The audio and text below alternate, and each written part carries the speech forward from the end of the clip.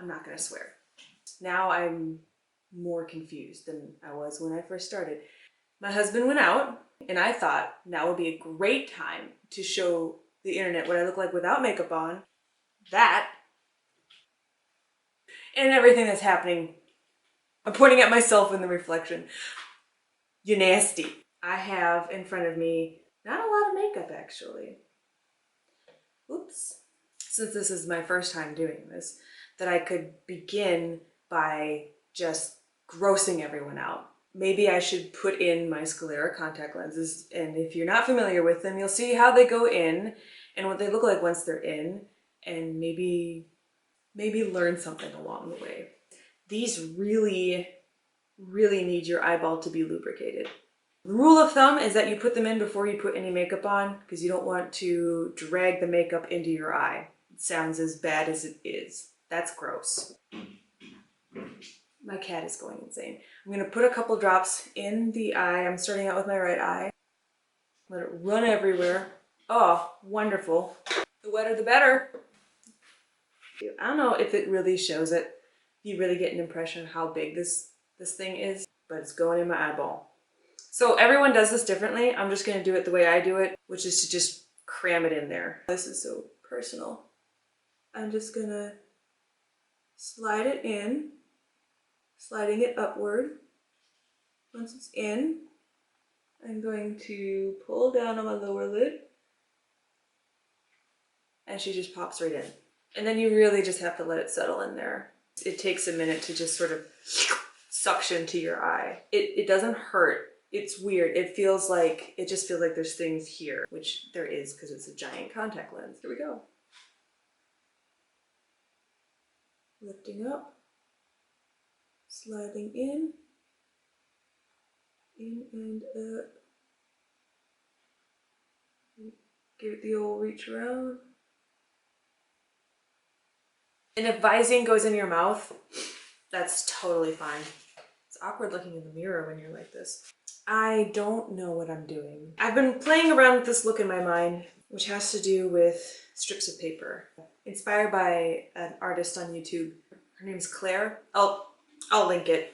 I'll actually I'll find the video and link it because it's pretty cool.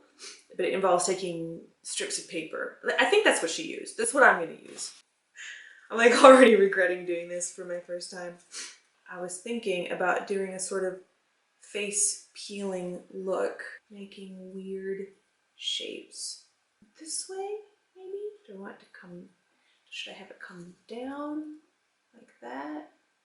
That would be kind of cool. So we're gonna try it like this, having it come out, and I'm gonna do it all around the eye. But first, I need to do the makeup underneath. Oh dear. Am I gonna even put any base down? I don't think so. I think I'm just gonna start smudging stuff. This feels weird with the contacts in. Let's talk about other things. So, how are you? How have you been? I hope you're doing good.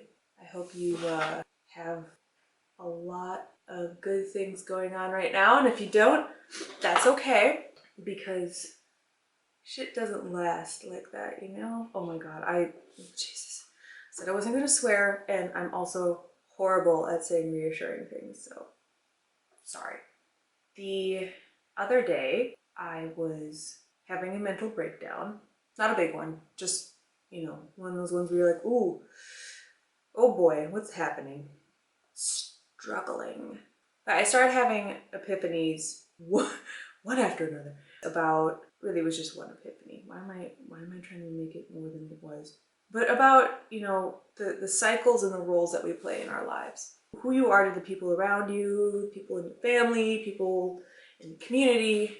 Who are you? Who have you been? What roles have you been fulfilling for yourself and others? These were all things that were heavy on my brain. This looks great. And I thought, what sort of dynamics are we part of? What are we fulfilling here? And is it beneficial to us? Is it beneficial to me? And what happens if you upset the dynamic? What happens if you're no longer doing the things that people are used to you doing? And I realized that a lot of my habits have been really unhealthy. I am really big on needing, or I have been really big on needing validation from people. Like that is my bread and butter, or was. I'm breaking this habit. Always trying to make myself available, always trying to make other people happy, because I thought that made me a good person. And in some ways it does. Sometimes it's a really, really awesome way to be. You should care about other people, for sure. Not arguing against that. Stop it. Stop caring about other people. Look out for number one. Like, that's not me. But not to the point where I'm super codependent. Like, I have boundaries. I realized that I had to just change what I was doing. It's time to, live better, live more genuine. Where am I going with this? I realized that when you do that, when you start making those changes, have you ever noticed that when you like move on with your life or you start doing your own thing after having been with somebody for a while or been kind of like hanging on, seeing if that other person's going to change their mind about you or whatever, like when you finally move on and start doing other things, magically that other person just re-enters your life and is like, hey, what are you up to? I've been thinking about you.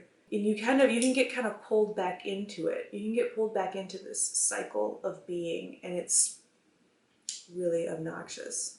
It's because you're upsetting the dynamic. You're no longer always there trying to, please them and make them happy. And I think people can instinctively tell when that's happening. People just know. Whether or not they are huge jerks, from their point of view, something's changed, something's wrong, and they'll start like pulling you back into the pattern that they're familiar with. And you have to decide whether or not that's healthy. And for people like me, who have no clue, that's really difficult. How do I know what's healthy? How do I know what's okay? I don't. I think I'm gonna start trying to fix the rest of my face. Gosh, we'll just do some dotting coverage. This is, ooh, okay, we'll just put a lot on now. That's the plan. We'll put a lot on. Oh God, I got this as a sample. Oh, there's so much coming out. This is way too much. It smells good though. Oh no. All right, I'll just put that over there. I'm just gonna buff it in with a brush because I'm an animal. When you have gigantic pores around here like I do, sometimes buffing the foundation in with a brush just helps you cram it all in there and hide it. Well, it doesn't really seem like anything's changed. I'm just shinier now. Let me try and hide this giant thing. As soon as I start doing more cardio and just sweating, I get pimples all along here. Oh my God, I got it all in my hair. This is a really good look. If I do photos, I'm really not wearing a lot of foundation. If I have pimples, I'm better off just editing them out. If you put a ton of foundation on skin and then photograph it, it's no good. Don't do it. Stop, okay? This might have been a mistake. Yep. Now I'm way too pale. I know, don't worry. I'm not completely self-unaware. What? I'm not completely unaware. Oh, it smells like chocolate. Bring the color back. Some of that went into my mouth and it tasted sweet. What is in this? It doesn't say. Well, it tasted sweet. Just a little dabby dab will do ya. I knew it was gonna happen. I cut myself and I just scraped it open. Cool. What's a little bit of bloodborne pathogens between friends? It's fine. Now that I am ashy, but smooth, it's time to continue on with this look. This is going to be not the best because I spent more time being afraid than actually planning how I was going to do this. I'm assuming no one actually cares what color I'm currently putting on my eyes. It's getting serious. I don't know what to do with my lips. I'm just gonna keep stalling. Move on to a little bit more contouring. I'm just gonna, what do I do this face? Like it really helps. Bring back my face shape. Contouring. I don't know what I'm doing. I don't think I brought the black down far enough under here. I think I need to bring this, because if I want this to be like down here, then the black needs to be down there. And what was I thinking? I need this. This is a NYX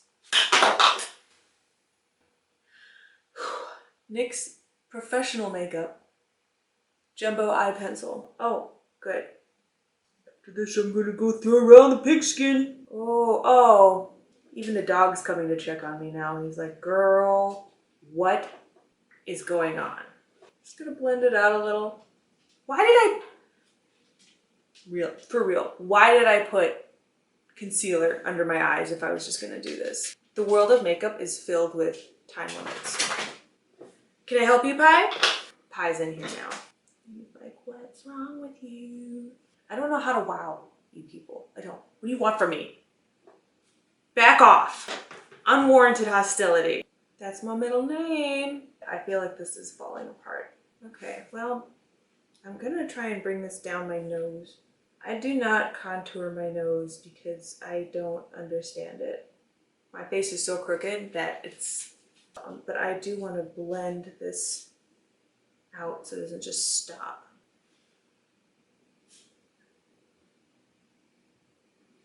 So it turns out that most of the stuff that I thought would be really cool to use, I just didn't bring over here. We're gonna go in a stupid direction. And this isn't anything daring, it's just stupid. I'm going to get some gold paint, line right here, because I want the shape of my eye to stand out. My creepy little bug eyes. And there you have it. Oh, that tickles so bad. It's so delicate. Okay, at first I was not into these mirrors that have magnification on them because it's like seeing yourself in a reality that you are not prepared for. But it's really handy for this. I can really see all the wrinkles in my eyes that are preventing me from getting a smooth brush stroke.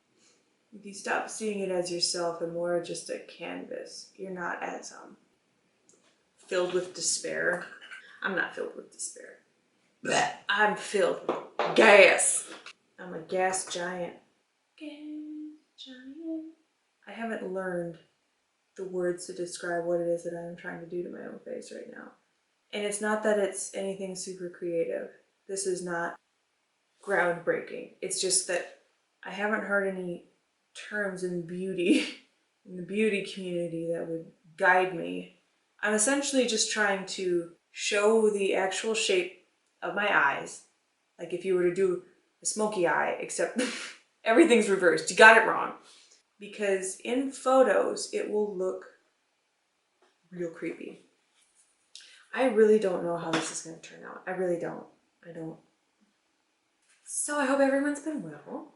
Oh, that's what happened today. We had our first snowfall. Yes, sir, Bob. First snowfall of the year. I'm not dreading winter.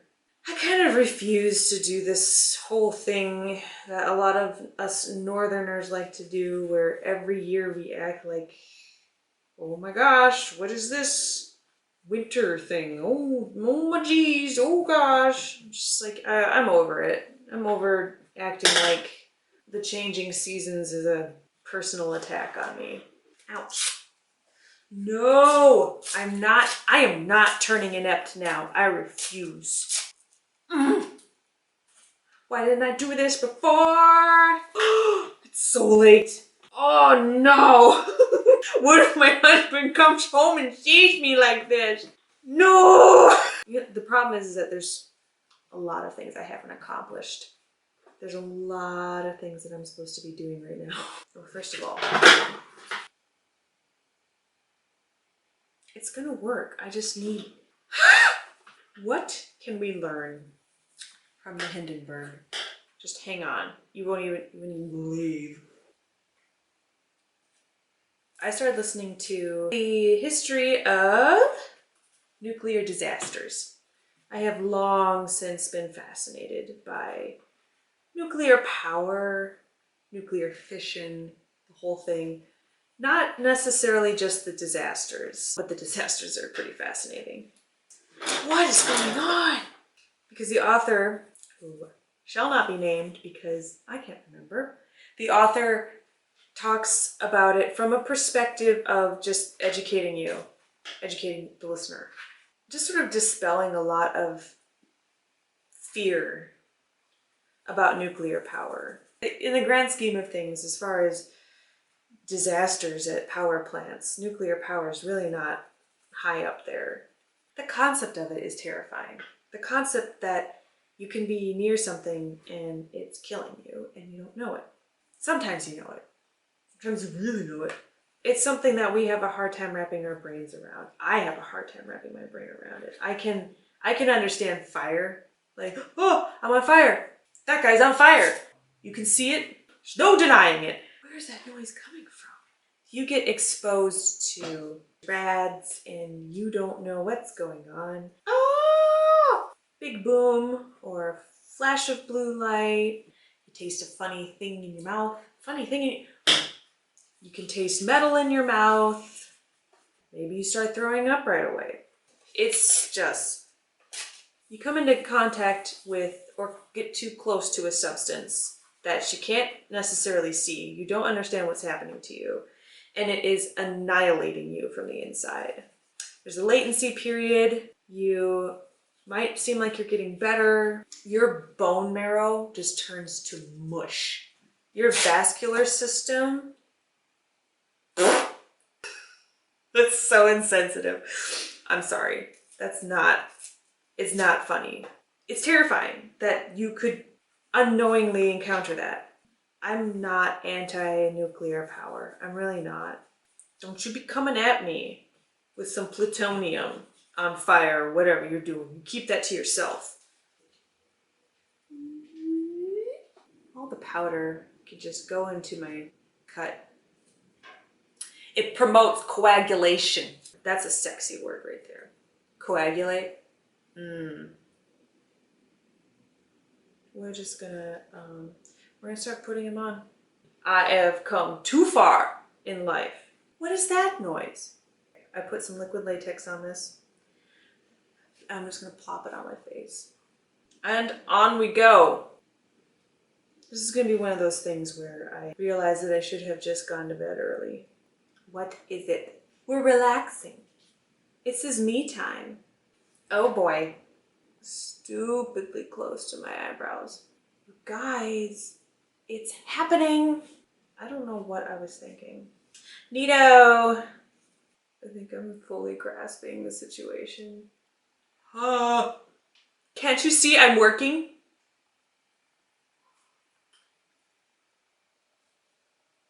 There we go. It's getting real out there.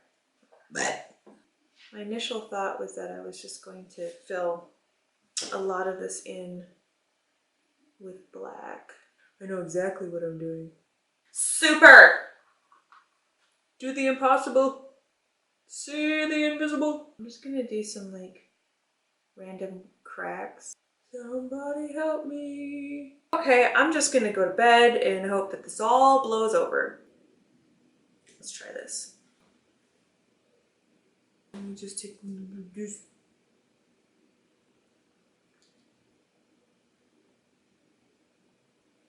Simple, easy, goes with anything. That's the final look right there. That's what you want. Okay. Well, this has been a treat. I am going to go. It's good talking. Doing good. Keep doing what you're doing. Remember what I said.